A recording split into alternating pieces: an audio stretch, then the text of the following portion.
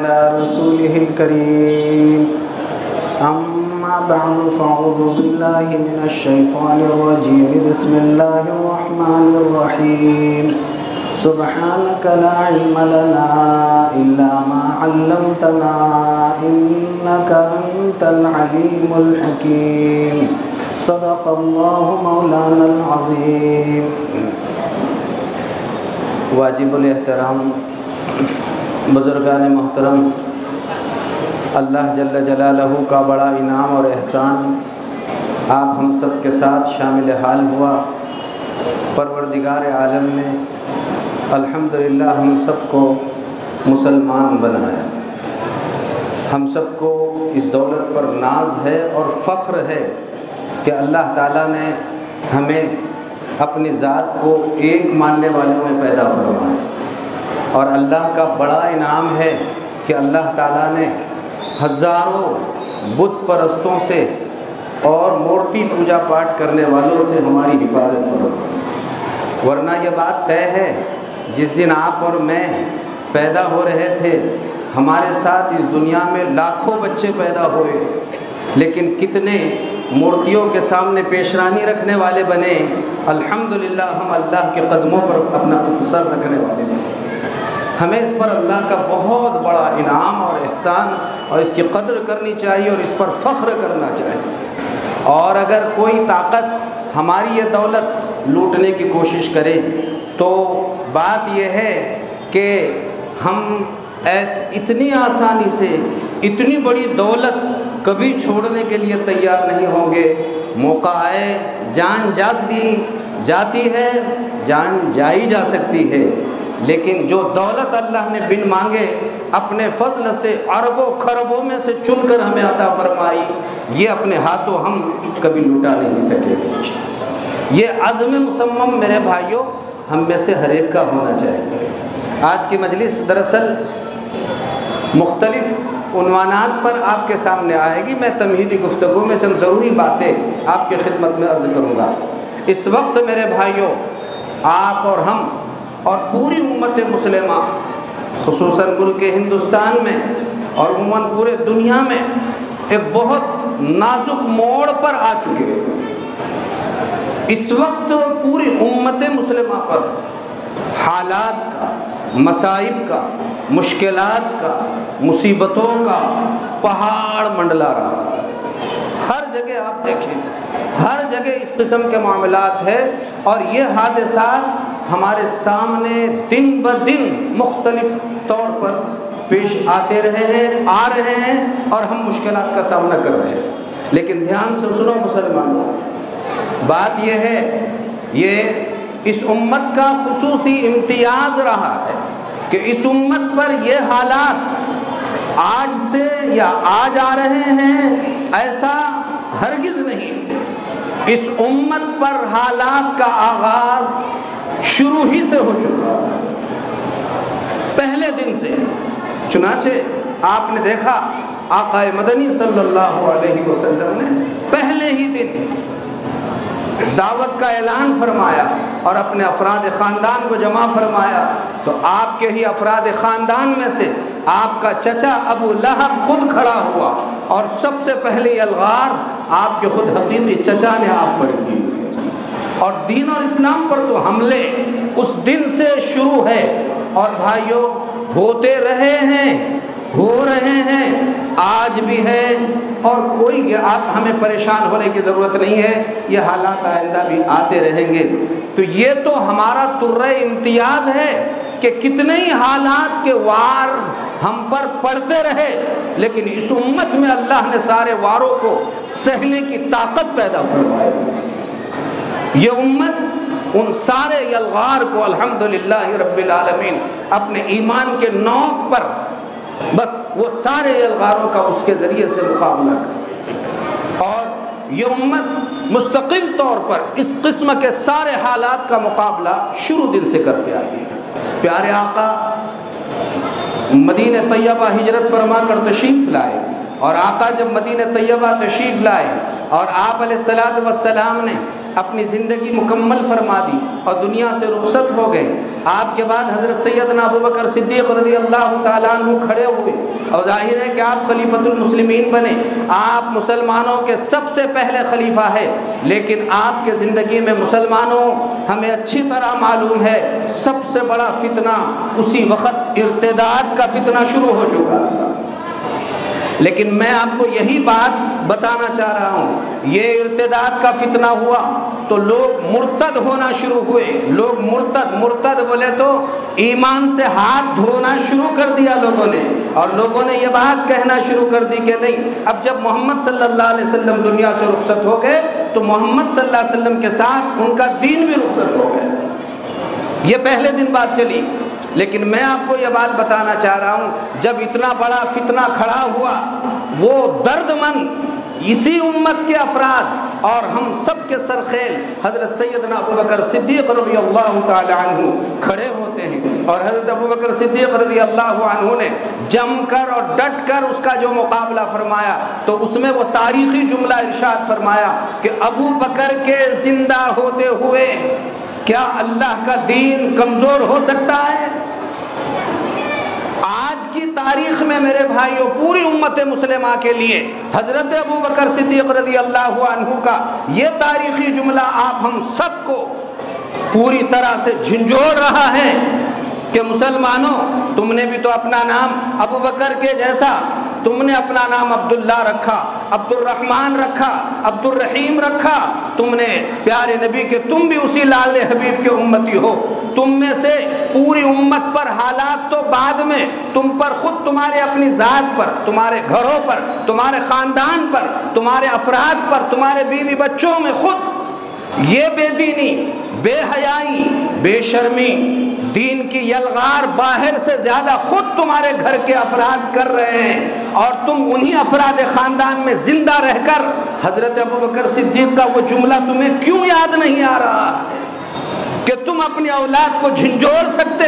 کہ تمہارا ابا تمہارے اندر زندہ رہے اور تم میں بے دینی پیدا ہو؟ یہ ہو نہیں سکتا۔ تمہارا بڑا بھائی زندہ رہے اور دین و اسلام والا رہے اور میری بہنیں بے دین رہے، یہ ہو ہی نہیں سکتا۔ میرے گھر میں گھر کے افراد سب کے سب حضرت ابو بکر صدیق رضی اللہ عنہ جیسا وہ تاریخی جملہ یاد کرتا رہے، اور جہاں اپنے گھر میں اپنے بیٹی کو، اپنے بیٹے کو، اپنے فرد میں، افراد میں سے کسی کو بے دینی میں دیکھے، فوراً یہ جملے نے اسے جھنجھوڑ دینا چاہیے، اور وہ بے دینی کو دور کرنے کے لیے اسے ہر لائن کا مقابلہ کرنا چاہیے۔ یہ شان صحابہ رضوان اللہ تعالی علیہم اجمعین میں تھی، اور اس کی ایک معمولی جھلک میں نے حضرت سیدنا ابو بکر صدیق رضی اللہ عنہ کے واقعے سے ابھی آپ کو بتایا۔ دوسری بات اس امت کی خصوصیت رہی ہے کہ میرے بھائیوں جتنے حالات اس امت پر آئے ہیں تو ایسا نہیں ہے کہ صرف کسی ایک سمت سے آ رہے ہیں اور کوئی ایک قوم کر رہی ہے۔ ایسا دنیا کا کوئی مذہب نہیں ہے جس کے خاطر پوری دنیا یکجٹ ہوئی ہو اور ایک ساتھ اس پر حملہ کر رہی ہو۔ نہ عیسائی مذہب پر کبھی پوری دنیا متحد ہوئی، نہ یہودیوں پر کبھی متحد ہوئی، نہ مشرکین پر کبھی متحد ہوئی۔ اگر متحد پوری دنیا اور ساری انسانیت اگر کسی کو ختم کرنے پر اور ان کو بدنام کرنے پر اور سازشیں رچنے پر اور ان کے دین ایمان کو برباد کرنے پر اگر پوری دنیا اور ساری انسانیت اگر کسی کے بارے میں یکجٹ ہوئی ہے تو وہ صرف امت محمدیہ صلی اللہ علیہ وسلم۔ مسلمانوں یہ بات اچھی طرح سمجھو، ساری دنیا ایک ساتھ ہے، لیکن میں نے پہلے یہ جملہ کہا، اللہ نے پہلے دن سے اس امت میں یہ بڑے بڑے وار سہنے کی اور ڈٹ کر اپنے یقین سے، اپنے ایمان سے، اپنے اعمال سے ان کا ڈٹ کر منہ توڑ جواب دینے کی صلاحیت پہلے بھی رکھی ہے، گزشتہ بھی تھی، آج بھی ہے، اور انشاءاللہ تا قیامت رہے گی انشاءاللہ۔ شرط یہ ہے کہ بھائیوں ہم اپنے آپ کو سمجھیں کہ میرا تعلق اس ایک ذات سے ہے کہ جس دن میں پیدا ہو رہا تھا अरबों खरबों बच्चे उस दिन पैदा हुए, लेकिन कोई गौशाला परस्ती करने वाला, मूर्ति की पूजा पाठ करने वाला, मंदिरों के सामने माथे टेकने वाले और मालूम नहीं कैसी कैसी चीज़ों के सामने माथे टेकने वाले बने। रब्बुल आलमीन आपकी मेहरबानी है, ऐसे करोड़ों में से आपने मुझे पाक फरमाकर सिर्फ आपके ज़ात के बारे में, आपके दरबार में और अल्लाह सिर्फ आपके कदमों पर सजदा करने वाला बनाया है। मुझे इस दौलत की मैं जितनी कदर कर सकूं मुझे कदर करना चाहिए। और भाइयों ये बात याद रखो, जितने हालात इस उम्मत पर माजी में आए और अब है और आ रहे हैं, अगर इतने हालात और किसी मजहब पर होते तो शायद उस मजहब का वजूद ही दुनिया से खत्म हो जाता था। ये तो सिर्फ आपका ज़र्फ है, आपका ज़र्फ है मुसलमानों कि आपने अल्हम्दुलिल्लाह ये आने वाले सारे हालात का मुकाबला किया। इसलिए मैं बहुत अहम बात आपको बोलकर बात मुकम्मल कर रहा हूँ, उस पर ध्यान दीजिए। मुसलमानों, दोस्तों और भाइयों, आप ध्यान दीजिए, जब ऐसा है कि सारी दुनिया यकजुट सिर्फ मेरे अकेले के लिए नहीं, मेरे बीड़ ज़िले के लिए नहीं, महाराष्ट्र के लिए नहीं, मुल्क हिंदुस्तान के लिए नहीं, बल्कि पूरे आलम के मुसलमानों के लिए जब यकजुट हो गई है कि इनको तह व बाला कर दिया जाए, इनका नामो निशान मिटाया जाए, इनकी तहजीब, इनका तमद्दुन, इनका तशख़्ख़ुस, इनको सब के सब ख़त्म कर दिया जाए, जब सब इस पर एकजुट हो गए हैं और मिले हैं, तो उम्मत के एक एक फ़र्द की जिम्मेदारी है, बल्कि इन हालात में उस पर फ़र्ज़ है कि आज वो बेदार हो जाए और बेदार होकर फिर दोबारा, अगर वो पूरे दुनिया को नहीं झंझोड़ सकता तो कम अज़ कम अपनी ज़ात में, मसलन मेरा दिल चाह रहा है बेहयाई करना, मेरा दिल चाह रहा है बदकारी करना, मेरा दिल चाह रहा है कि मजहब इस्लाम के ख़िलाफ़ काम करना, तो अगर मैं पूरे दुनिया को नहीं झंझोड़ सकता, मैं पूरे आलम को नहीं झंझोड़ सकता और मैं पूरे ख़ानदान को नहीं झंझोड़ सकता, तो ऐसा नौजवान कम अज़ कम ऐसे माहौल में अपनी ज़ात को झंझोड़ने वाला बन जाए कि सब तो तुझे मिटाने पर पड़े हैं और तू भी मिटने के लिए उनके मैदान में कूद गया। तुझे चाहिए कि जब ऐसे हालात आ रहे हैं तो तू ऐसे मौके पर अपने ईमान की हिफाजत कर, अपने अकाइद की हिफाजत कर। और ये सब महज इस वजह से हो रहा है कि भाइयों, आपको, हमको और पूरे उम्मत मुस्लिमा को अपने प्यारे पैगंबर, आपके मेरे आका व मौला ताजदार मदीना हज़रत सैयदना मुहम्मदुर रसूलुल्लाह सल्लल्लाहु अलैहि वसल्लम से अपनी जान से ज़्यादा मोहब्बत है। मेरे नबी के किसी बात पर अगर ज़र्रा बराबर हमला अगर कहीं होता है, हमारी जानों का नजराना उसके लिए पेश किया जा सकता है, लेकिन नबी के किसी अमल को दुनिया से बुझाया नहीं जा सकता है। और जब बुझने लगे तो मैदान में कूद कूद कर हर नौजवान की जिम्मेदारी है कि वो ये कहे, अरे जिसे तुम मिटाना चाहते हो, लो हम पहले बेहया थे, बेशरम थे, गुनाहगार थे, बदकार थे, लेकिन नबी के शरीयत पर, नबी के दीन पर जब दीन की धज्जियां उड़ रही हो तो अब ऐसे मौके पर मैं बेशरम नहीं रह सकता, मैं बेहया नहीं रह सकता हूँ, अब मैं बददीन नहीं रख सकता हूँ। एक ज़माना था जो था, अब मैं तौबा कर चुका हूँ, मैं रुजू इल्लाह कर चुका हूँ और अब मैं अल्लाह का ऐसा मुखलिस बंदा बन चुका हूँ कि मेरे भाइयों, आप अब सुनो आखिरी बात, आखिर दावा पढ़ रहा हूं मैं। अब ये जुमला सुनो भाइयों कि ये सोचे, मेरे नबी का जब बदन अथर से कहीं पसीना बह रहा था और कहीं खून बह रहा था, तो अब बात ये है, अरे नबी ने जो खून बहाया है, आपके बदन से बहने वाले पसीने के बूंद जो दुनिया में फैल गए हैं, अल्हम्दुलिल्लाह उसका कोई कतरा जरूर अल्लाह ने मेरे ईमान में भी डाला हुआ है।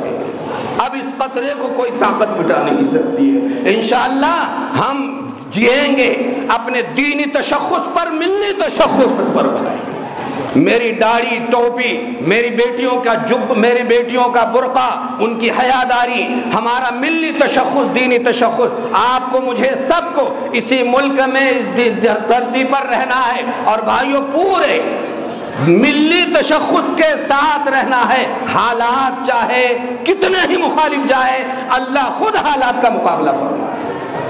बस آپ کو ہم کو نبی کی شریعت کو مضبوطی سے پکڑنے کی ضرورت ہے۔ اللہ تعالیٰ اپنے فضل سے عمل کی توفیق عطا فرمائے۔ زندہ دل اللہ ایک ایک بچے اور مرد اور عورت کو بنانے کے فیصلے فرمائے۔ اس لیے میں جو بات اور جو درد آپ کے خدمت میں بھائیوں پیش کرنا چاہ رہا تھا، اس کو آپ بنظر غائب دھیان سے سمجھیں، سمجھنے کہ آج وقت کی ضرورت ہے۔ پوری دنیا آپ کو ہم کو سب کو بہت عبرت کی نگاہوں سے دیکھ رہی ہے۔ آج افسوس اس وقت ہوتا ہے کہ دنیا والے آپ پر ہم پر سم پر انگلیاں اٹھا رہے ہیں، ضرور اٹھا رہے ہیں، لیکن بھائیوں ان کی انگلیاں بعد میں اٹھتی ہے، ان کو انگلیاں اٹھانے کا موقع پہلے ہم دے رہے ہیں۔ ہم کہہ رہے ہیں کہ دیکھو تم اگر ہمیں بے شرم سمجھنا چاہتے ہم بے شرم بھی ہے، تم بے حیا دیکھنا چاہتے بے حیا ہے، ہماری بیٹیوں کو بے پردہ دیکھنا تم بعد میں سمجھ رہے ہو، ہم خود پہلے بے پردہ ہو کر بتانے کے لیے تیار۔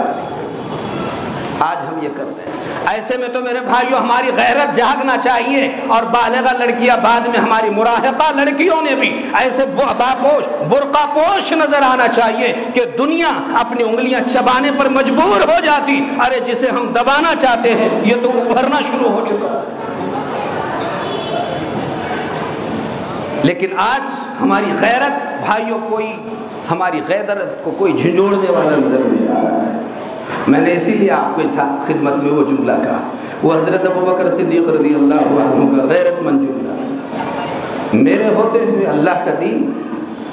ناقص ہو کمزور ہو یہ ممکن نہیں ہے۔ میں نے آپ کو یہ بات یاد دلایا میرے بھائیوں، وہ جملے پر دھیان دیجیے کہ ہر شخص یہ سوچے میں اپنے گھر کی، اب بھائیوں زیادہ دھیان کی بات یہ ہے، اب پورے امت کی جب فکر کریں گے، ضرور کریں گے، کرنا ہے، کرتے کرتے مرنا ہے، لیکن سب سے پہلے مجھے میرے ذات کی اور میرے افراد خاندان کی فکر کرنا ہے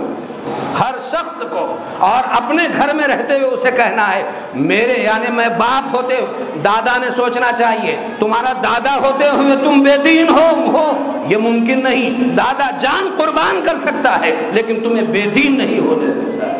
باپ ہوتے ہوئے اولاد بے دین ہو، باپ قربان ہو سکتا ہے لیکن تمہیں بے دین نہیں ہو سکتا ہے، بڑے بھائی ایسی ہی شکل اختیار کر لیں، مائیں آج ہر ایک کی ضرورت ہے میرے بھائیوں، اس وقت توجہ کرنے کی ضرورت ہے، بہت زیادہ وقت کا بڑا اہم تقاضا ہے،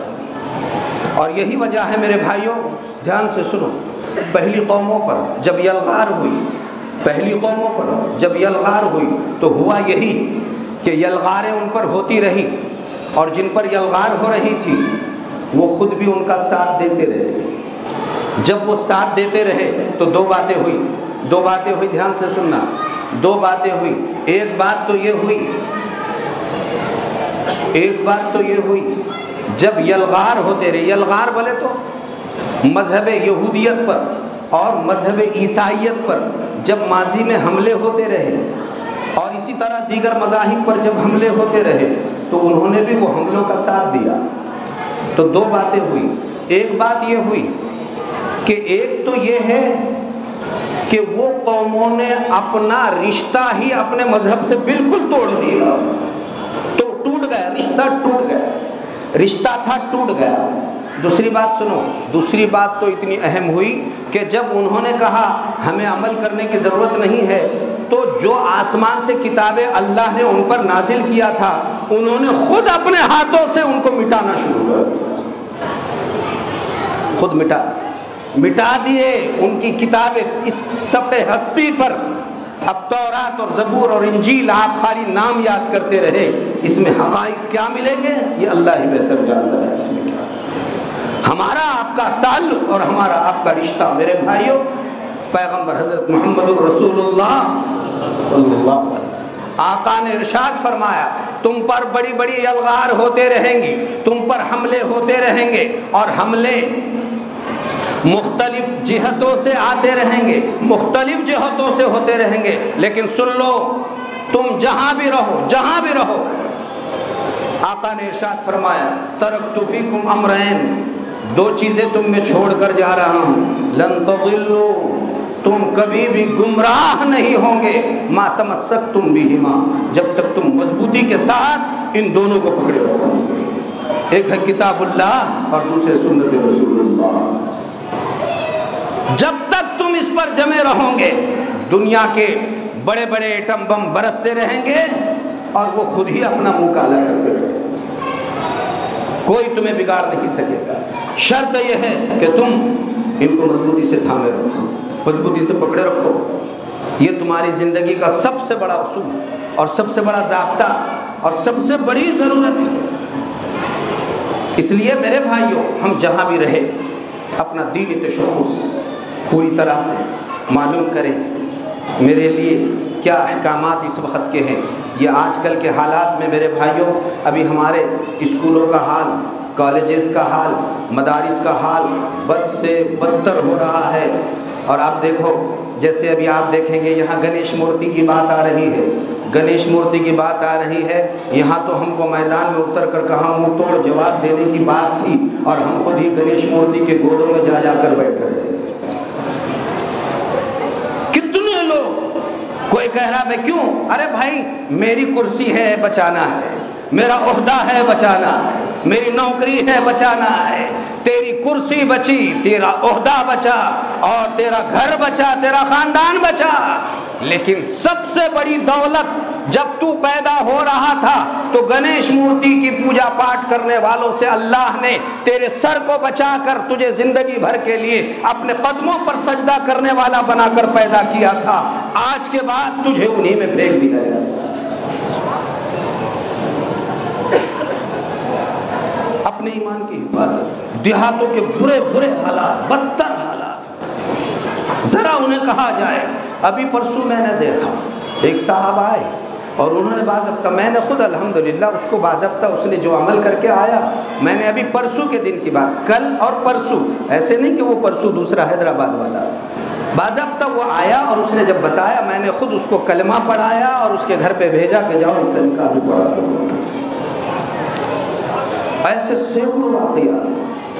ہر مسلمان کی ذمہ داری ہے میرے بھائیوں، ان حالات میں یہ آنے والے جتنے حالات ہیں، آپ بات یہ ہو رہی ہے کہ دیکھو بھائیوں، کوئی ہندو بھائی اپنے کو نہیں بولتا ہے، وہ تو درخواست کرنا اس کا کام ہے، اس کے پاس کیا معاملہ ہے، معاملہ ہمارا ہے۔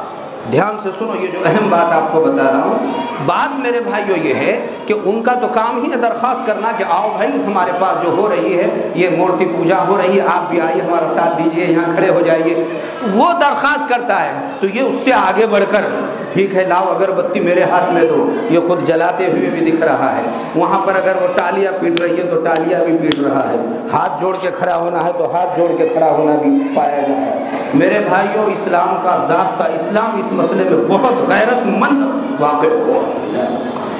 اسلام نے کبھی ان باتوں کو برداشت ہی نہیں کیا ہے، بالکل برداشت نہیں کیا۔ آپ ایسے موقع پہ ہندو بھائیوں کو کہو کہ میرے ہندو بھائی، میں نے کبھی نہیں کہا تم کو میری ٹوپی آپ پہنو، میں نے کبھی نہیں کہا ہمارے مسجد میں چل کر میرے جیسا وضو بناؤ، نماز پڑھو، ہم جیسا روزہ رکھتے روزہ رکھو، تم رکھ رہے تمہارا عمل ہے، لیکن ہم نے کبھی نہیں کہا کہ تم ہمارے جیسی نماز پڑھو، ہمارے قرآن کو ہاتھ لگاؤ، کہیں ہم نے نہیں کہا کہ قرآن کو ہاتھ لگاؤ، ہمارے ممبر کے پاس آؤ، ہمارے محراب کے پاس آؤ، بلکہ تم آتے ہیں تو یہ بات ہمارے لیے قابل غور بن جاتی ہے۔ مسئلہ یہ ہے کہ ہم نے کبھی تمہیں دعوت نہیں دی ہے، یہ مذہب کا مسئلہ ہے۔ جیسے مذہب میں ہم نے کبھی تمہارے کو ہمارے مذہب کے بارے میں مداخلت نہیں کی، یہ مذہب کا مسئلہ ہے۔ تمہاری پوجا پاٹ یہ مورتی پوجا پاٹ ہے، اور اس قسم کے معاملات جو تم کر رہے ہیں تو یہ تمہارے مذہب کا تعلق ہے۔ اگر تمہارے جیسا میں نے بھی کیا تو پھر تم کو ہندو اور مجھے مسلمان ہی کیوں کہا جا رہا ہے؟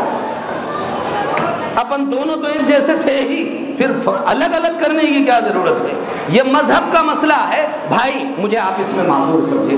اور بات ایسے موقع پر یہ کہنا چاہیے کہ بھائیوں، ان کو اگر سمجھایا جائے تو وہ سمجھ جاتے ہیں، لیکن ہم ان سے پہلے ہلدی لگا کے ہم ہی پیلے ہو رہے ہیں۔ عبداللہ کی شادی میں خواجہ دیوانی، ہم کہہ رہے بہت اچھا، دیکھو یکجہتی دیکھو، یکجہتی معاملات میں، کاروبار میں، تجارت میں، غمی میں، خوشی میں، اٹھک بیٹھک میں، دواخانہ لے جانے میں، لانے میں، سودا سلف لا کے دینے میں، آپ اس کے کسی معاملے میں کام آنے میں، یہ سب یکجہتی ہے۔ لیکن کسی ظاہر ہے مسجد میں اور مندر میں ممکن نہیں۔ بالکل نہیں۔ صاف طور پر بھائیو اپنے ایمان کی حفاظت کی ضرورت ہے۔ میں آپ کو یہ بتا رہا تھا کہ بھائیو یہ بہت بڑی بڑی باتیں ہیں۔ نوجوانوں کا حال دیکھو، ہمارے نوجوانوں کا حال یہاں تک ہو گیا ہے۔ ابھی دیکھیے، اب تو بات یہ ہوئی کہ پہلے کوئی نئے نئے فیشن جو ہوتے تھے تو باہر ممالک میں جہاں فیشن ہوتے تھے ہمارے پاس آنے کو کئی سال لگ جایا کرتے تھے۔ اب تو وہ فیشن وہاں پہلی مرتبہ آغاز ہو رہا ہے، اس کے گھر میں وہ جس نے فیشن ایجاد کیا وہ خود وہاں فیشن ایجاد کر کے اپنے گھر میں جانے سے پہلے اس کے تو گھر میں داخل بھی ہو رہا ہے۔ داخل سب دجالیت ہے میرے بھائیو، یاد رکھو۔ دیکھو نا نوجوانوں کا حال آپ دیکھیں گے، ان کے سروں پہ بال اگر آپ دیکھیں گے تو ایسے ہیں، ان کے وہ ہپی کٹ ایسی بنا رہے ہیں، اوپر بال، نیچے کوئی بالکل ہریالی ہوگی ہی نہیں، بارش وہاں برسی ہی نہیں تو یہاں پانی کا سوال ہی، بھوگنے کا سوال نہیں، اوپر ایسے آتے ہیں۔ آپ نے اس کو جتنا حقارت سے کہا جا سکتا ہے کہنا چاہیے۔ آپ نے سوروں کو نہیں دیکھا ہے، ان کے پشت پر، کندھے پر تو بڑے کھڑے کھڑے بال رہتے ہیں اور پشت پر بچھے ہوئے ہوتے ہیں۔ یہ کہہ رہا ہے اپنے عمل سے مجھے سور جیسے بال رکھنا تو گوارا ہے، محمد الرسول اللہ کے طریقے مجھے پسند ہے۔ ایسے باپ کو نیند کیسے آ رہی ہے اس کا افسوس ہو رہا، افسوس۔ اس کا بیٹا یہاں ایسی حالت میں چل رہا ہے۔ آپ دیکھیے یہ ابھی آئے دن روزانہ باتیں آ رہی ہے برتھ ڈے منانے کی، ہر گھر میں اس قسم کی چیزیں وجود پا رہی ہیں۔ اب یہ جو نیا سال، اب تو پہلے تو یہ تھا کہ برتھ ڈے یوم پیدائش، اب یوم پیدائش، یوم شادی، یوم بچہ، اور معلوم نہیں یوم دکان، یوم کاروبار۔ انا للہ و انا الیہ راجعون۔ ارے تو کیوں پینا ہو رہا ہلدی لگا کر؟ تجھے جب فرشتے آگ میں پیلا کریں گے اس وقت سمجھ میں آئے گا کہ اس کا کیا مطلب ہے۔ اپنی زندگی کی بھائیوں قدر کرو، حفاظت کرو، اور اصلاح کی ضرورت ہے۔ یہ سب واحیات ہمارے یہاں عام ہو رہی ہے۔ برتھ ڈے منانا یہ بالکل آپ صاف طور پر یاد رکھو، یہ خالص غیروں کا طریقہ ہے، عیسائیوں کا طریقہ ہے۔ دو جملے میں نے اس سے پہلے کہیں کہا تھا، دو جملے حدیث پاک میں آئے ہیں، ایک تشبہ اور ایک ہے مشابہت۔ تشبہ اور مشابہت، مشابہت کسی حد تک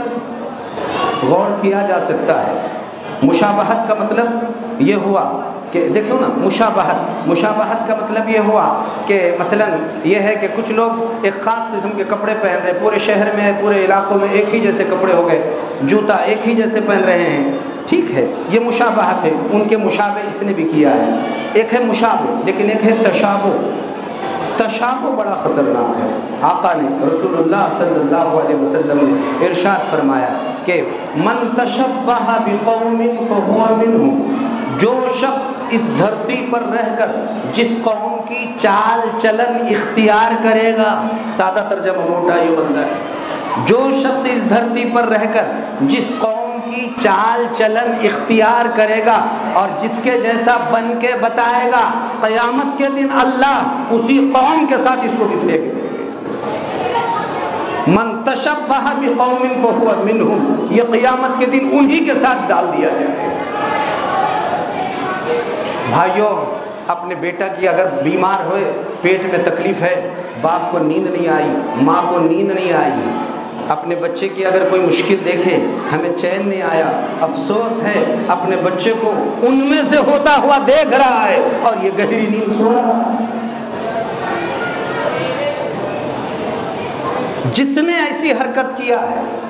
کہ اگر تشابہ ہوا،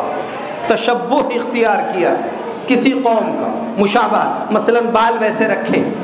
کپڑے پہننے میں، دیکھو ہماری غیرت یہ ہونا چاہیے تھا۔ آج کل لوگوں نے سب یہ سوچ لیا ہے، اب حالات بہت ہیں، مسائل، یاد رکھو میرے بھائیوں، جتنے حالات، جتنے زیادہ مسائل، اتنا زیادہ ایمان ہمارا بڑا ہو جانا چاہیے۔ اذا قیل لہم، جب انہیں کہا جاتا ہے کہ تمہارے اوپر سب ایک ہو رہے ہیں، زادتہم ایمانا، ان کے تو ایمان میں اضافہ ہوا کرتا ہے، یہ نہیں کہ ایمان کمزور ہوتے ہیں۔ میں جو بات آپ کو بتا رہا تھا کہ بھائیوں، بات دراصل یہ ہے کہ اللہ رب العالمین نے آپ کو، ہم کو، سب کو جو دین اور جو شریعت عطا فرمائی ہے، اس کی مثل نہ پہلوں میں کبھی ہے نہ بعد میں کبھی ہو سکتی ہے۔ اللہ نے بہت بڑا دین، بہت بڑی شریعت، بہت بڑا اسلام آپ ہم سب کو عطا فرمایا ہے۔ لوگ اب یہ کر رہے ہیں کہ یہودیوں کے جیسا انداز، کپڑے اگر دیکھیں گے تو جس کی جتنی بڑی ڈیوٹی، نوکری، سند، ڈگری، جس کے پاس جتنی بڑی، اس کی اتنی چھوٹی بنیان، وہ بنیان پہن رہے آج کل، اور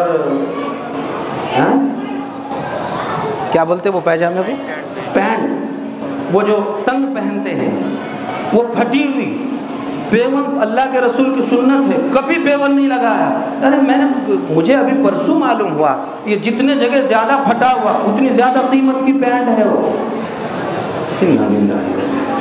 تیرے نبی نے پیون کا پہنا ہے، اور پیون کا تو کبھی زندگی میں کبھی یاد نہیں آیا تجھے، یہ گھٹنوں کے پاس۔ تو میں نے کہا کہ یہ اتنا بڑا آدمی ہے، یہ فقیر کب سے بنا ہے؟ تو اسے پوچھا گر گئے تھے کیا؟ یہ دونوں طرف سے لگا ہوا دکھ رہا ہے۔ کہا نہیں مل صاحب، شرم کے مارے اب یہ اس کو بھی ڈالیں گا تو کہاں، یہاں ہے ہی نہیں، چھپانے کے لیے بھی نہیں،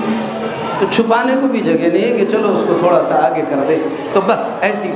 میرے بھائیوں، یہ خالص یہودیوں کا پہن اور یہودیوں کے کپڑے، خالص ان کا طریقہ ہے۔ مرد تو مرد، افسوس تو اس وقت ہے اب تو لڑکیاں بھی پہن رہی ہیں، لڑکیاں، اور وہ ٹی شرٹ، معلوم نہیں یہ بڑے بڑے عہدے پر بیٹھا ہوا ہے، کرسی پر، کتنے ہزاروں لوگ آ رہے جا رہے ہیں، اسے شرم نہیں آ رہی۔ یہاں بنیان پر بیٹھنے کی شرم آتی ہے، لنگی اور بنیان پر رہنے کی شرم آتی ہے، اور یہاں شرم نہیں۔ اچھا دوسری بات، ہاتھ کا حال یہ ہے، وہ ہاتھ میں کالے نیلے پیلے ایسے ڈورے باندھے ہوئے ہیں۔ کیوں جی؟ صاحب باندھا ہے تو میں نے کہا دو ہی وجہ سے باندھ سکتے ہیں، یا تو یہ ہے کہ آپ کو نظر بہت لگ رہی ہوگی، تو اتنے خوبصورت تو ہے نہیں کہ آپ کو دیکھتے ہی بیمار پڑ رہے ہیں، چہرہ تو ماشاءاللہ دکھ رہا آپ کا، داڑھی واڑی کاٹنے کی وجہ سے کیا دکھ رہا ہے، اور نظر لگ رہی ہے آپ کو۔ اور اگر یہ نہیں ہے تو پھر آپ نے کسی لڑکی سے دوستی کی ہے جس نے آپ کے ہاتھ میں باندھی ہے، یہ دو بات۔ اور یہ بھی نہیں ہے تو تیسرے، آپ یا آپ کے گھر والے وہ جیسے مورتیوں کے لیے کہیں جاتے ہیں تو آپ کے گھر میں بھی کسی اللہ والے کے قبر پر اور درگاہ پر گئے ہوں گے، اور وہاں میں کہ کچھ دھاگے کاٹ کے لا کر آپ کے ہاتھ میں باندھے ہوں گے، تو آخر ان میں سے کون سی بات پیش آئی؟ نہیں جی مل صاحب کچھ نہیں ہے، ایسا باندھا تھا۔ ارے تو نے ایسا سمجھا، لیکن اللہ کے رسول فرما رہے تو ویسا ہو گیا، تو ایسا سمجھ رہا ہے، تو ویسا ہو گیا، تو نے معمولی سمجھا، تو ایسا سمجھ رہا ہے، تو ویسے ہی ہو گیا۔ میں نے جمعہ میں بھی کہا، بچے پیدا ہو جائے تو سیدھے کان میں اذان کہو، داوے کان میں تکبیر کہو، اور آپ سنو ہمارے سب کی اذانیں ہوئی، اکثر کی تکبیر تو ہوئی بھی نہیں، معلوم بھی نہیں ہے۔ اور دوسری بات، اذان سیدھے کان میں کیسے دینا، داوے کان میں کیسے دینا، وہ سارا گھبراہٹ کا وقت رہتا، بچہ روتا رہتا، ادھر آپ بچے کو دیکھو گے ادھر وہ پیڑے تو پہلے سے آ کے بیٹھ پڑے ہوئے، اب سنت کسے یاد آتی ہے؟ یہ وقت امتحان کا مسلمان ہوتا ہے، یہ سمجھنے کی بات ہوتی ہے کہ آپ کا جب ایسا بچہ پیدا ہو جائے، آپ بچے کو ایسا لیں گے، حی علی الصلاح کی طرف بچے کے پیر،